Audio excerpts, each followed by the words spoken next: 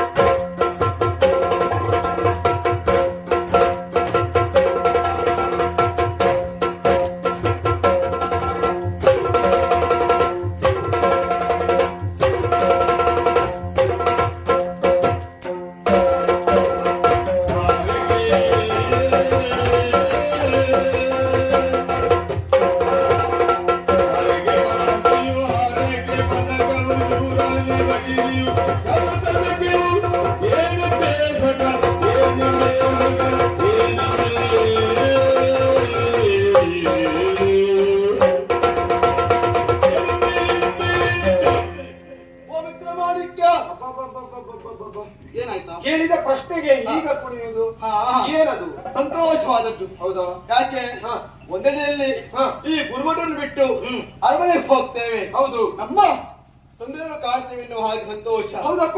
ಇನ್ನೊಂದೆಡೆಯಲ್ಲಿ ಬೇಸರ. ಹೌದು. ಏನು? ಯಾಕಾಗಿ ಹೇಳು? ಯಾಕೆ? ಈ ಗುರುಮಠದಲ್ಲಿ ಹಾ. ಇದು ನಾವಿರುವಲ್ವಲ್ಲ, ಹೌದು. ನಮ್ಮ ಜೊತೆಯಾಗಿ ಹಾ. ಅನೇಕ ಸಹಪಾಠಿಗಳು ಇದ್ದಾರೆ. ಹೌದು. ಅವರು ನಗಲಿ ಹೋಗ್ಬೇಕಲ್ಲ. ಹೌದು. ಮಿತ್ರ, ಅಷ್ಟು ಮಾತ್ರವೇ ಅಲ್ಲ, ಹಾ. ಇದ್ದಾಳೆ ನನ್ನ ತಂಗಿ. ಹೌದು. ಸುಹಾಸಿನಿ ಎಂಬ ಸುಹಾಸಿನಿ. ನಮ್ಮ ಜೊತೆಯಾಗಿದ್ದವಳು. ಹೌದು. ಆಟದಲ್ಲಿ ಪಾಠದಲ್ಲಿ ಕೂಟದಲ್ಲಿ ಊಟದಲ್ಲಿ